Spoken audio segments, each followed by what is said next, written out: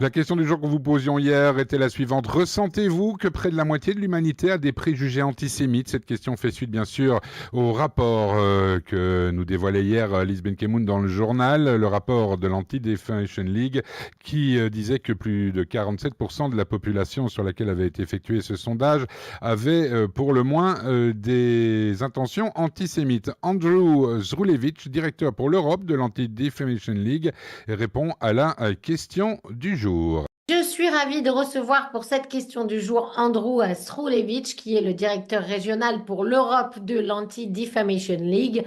Andrew, hello, thank you so much for being with us today. It's a pleasure. Thank you for the invitation.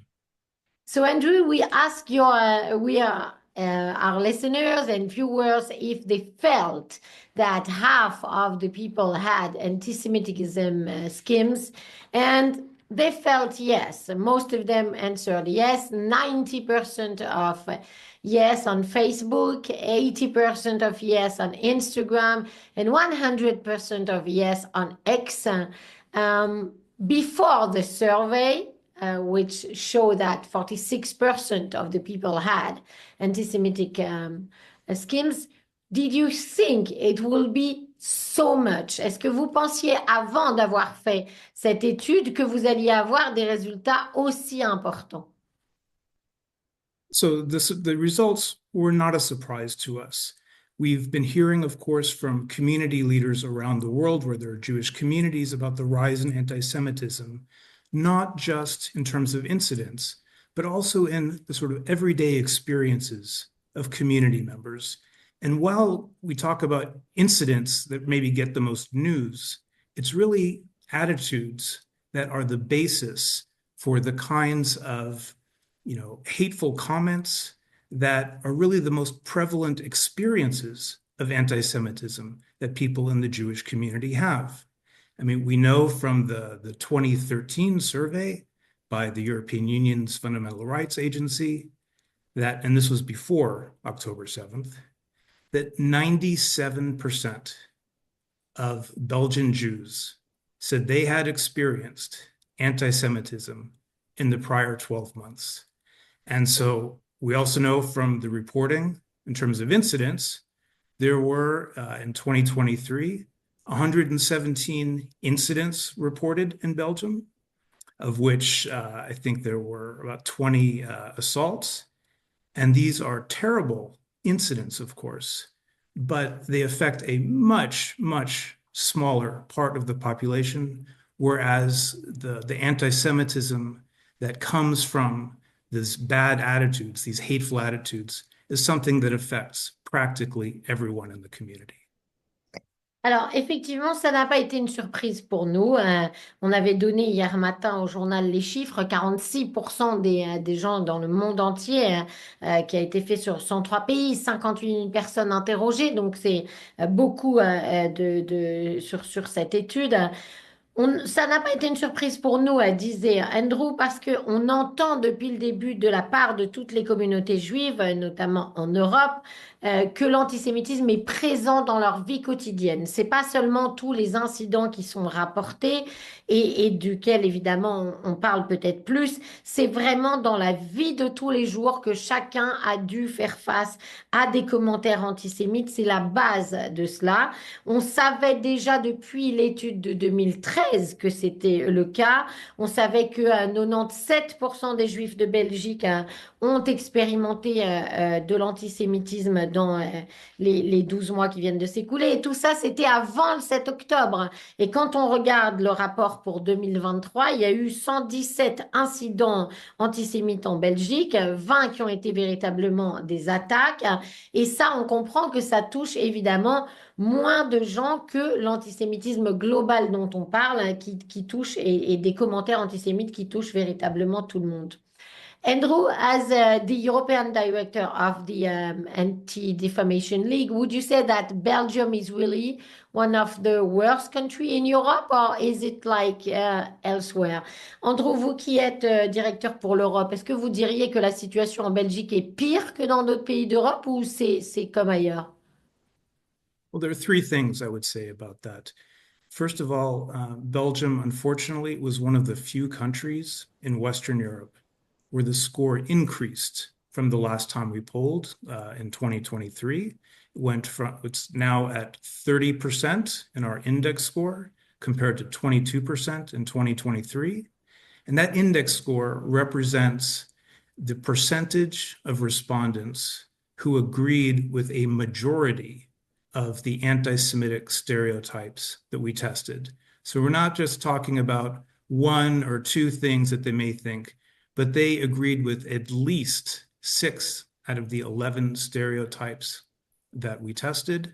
And so, it's got to be a very difficult situation when you're, let's say, at a shop or a market or a sporting event, wherever you may be, and you think about the fact that 3 out of the 10 people around you may have a negative opinion of you for no other reason than the fact that you're Jewish. They don't know what your political opinions are, what you think about this or that, how you live your life. All they know, because perhaps you're wearing a kippah or a Star of David pendant, is that you're Jewish, and they have a negative opinion of you. Alors, d'abord, je vais dire 3 choses. Malheureusement, la Belgique est un des seuls pays d'Europe de l'Ouest dans ce cas, et on a vu l'augmentation de ce que nous, on appelle l'index score, c'est-à-dire celui où on teste 11 stéréotypes antisémites, et le pourcentage de gens qui étaient d'accord avec ces stéréotypes a encore augmenté depuis l'étude de 2023, depuis l'année dernière, et ça, malheureusement, la Belgique est un des seuls pays dans lequel c'était le cas. Alors, non seulement c'était le cas qu'ils ont des stéréotypes, mais ils en ont 6 sur les 11 que nous avons testés avec lesquels ils sont d'accord. Donc, ça va être une situation assez difficile, je pense, pour les Juifs de Belgique de se rendre compte que quand vous êtes dans un magasin, au marché, que vous faites du sport, autour de vous, il y a au moins 3 personnes sur 10 qui ont une opinion négative de vous, alors même qu'ils ne vous connaissent pas, qu'ils ne connaissent pas vos opinions politiques, que la seule chose qu'ils savent, c'est que vous êtes juif, peut-être parce que vous avez une kippa sur la tête ou une Magen David autour du cou, mais en tout cas, ils ont une mauvaise opinion de vous pour la seule et unique raison que vous êtes juif. Andrew? If I may, just the 2 other Yeah, things. yes, continue. The second one, and I'll try to be faster with this. The second one is that within the Western European region, Belgium was the 3rd highest score after Cyprus at 58% and Greece at 50%. Then the 3rd place was Belgium at 30%, which was nearly twice as high as the Western European average of 17%. So that's the second thing where Belgium stands out. The third thing has to do with the findings we had on Holocaust. And here we asked about the knowledge of Holocaust, and most people in Belgium responded that they were aware of the Holocaust. Only 2% said they hadn't heard of it. But what was disturbing is that the percentage who agreed that the Holocaust had happened and was fairly described by history was only 74%. Now, compare that to 2 of your neighbors. In the Netherlands, that percentage of it happened and was fairly described was 91%. And in France, it was 85%. Again, compared to 74% in Belgium. And the percentage who said that the Holocaust happened, but the number of Jews who died in it has been greatly exaggerated, again, was much higher in Belgium than in 2 of your principal neighbors. It was 11% in Belgium, and it was 3% in the Netherlands and 2% in France. So this was another finding that negative finding that stood out for us. Alors, la deuxième chose particulièrement négative qu'on a constatée dans cette étude, c'est que la Belgique est au troisième rang des pays d'Europe de l'Ouest par rapport à ce score dont on parlait. Il y a d'abord Chypre avec 57%, la Grèce 50% et ensuite on a la Belgique qui arrive avec 30%. C'est le double de la plupart des pays d'Europe de l'Ouest qui sont à 17% en moyenne. Et puis, ce qui était difficile aussi, c'est qu'on a trouvé les questions qu'on posait sur la Shoah aux gens. Est-ce qu'ils sont au courant de la Shoah? Alors ça, oui, ils sont au courant. Il n'y a que 2% qui ont dit qu'ils n'avaient jamais entendu parler de la Shoah. Mais le pourcentage de gens qui admet que ça a vraiment existé en Belgique n'est qu'à 74%, alors que si on prend les deux voisins principaux de la Belgique, c'est-à-dire les Pays-Bas, on est à 91% et la France à 85%. Et puis un autre chiffre qui est un peu inquiétant aussi, c'est quand on demande aux gens est-ce que le nombre de morts de la Shoah a été exagéré. Et là, effectivement, en Belgique, on a 11% des gens qui répondent oui, alors que toujours dans les deux voisins principaux, on n'a que 3% des gens qui répondent ça aux Pays-Bas et seulement 2% des gens qui répondent ça en France. Donc vous voyez que les scores de la Belgique sont strictement élevés. What's the third thing, Andrew? No, the third thing, yes, was the Ah, Holocaust. Yes. that was the Holocaust. So we got it. So to go now to try to find something more optimistic, what will be a solution to this situation, which is a fact that anti-Semitism is rising around all Europe, and as we saw, particularly in Belgium, what can we do against that to combat anti-Semitism? Andrew, peut-être quelque chose d'un peu optimiste pour finir. On comprend bien que c'est un constat que l'antisémitisme augmente partout en Europe et particulièrement en Belgique. Est-ce qu'on a un moyen de le combattre? Qu'est-ce qu'il faudrait faire selon vous? So one of the encouraging things that we found was that 57% of the respondents globally recognized that anti-Semitism is a serious problem. So that provides the political base for governments to really take action against anti-Semitism. Now, we saw I think it was in July, in Argentina, there was a meeting of the special envoys of governments around the world who deal with anti-Semitism. There was a Belgian representative there as well, Isabelle Leclerc. And she, along with the other special envoys, endorsed what is called the Global Guidelines for Combating Anti-Semitism, which lays out steps that governments can take from speaking out to ensuring education, to ensuring prosecutions, a whole series of steps that governments can take.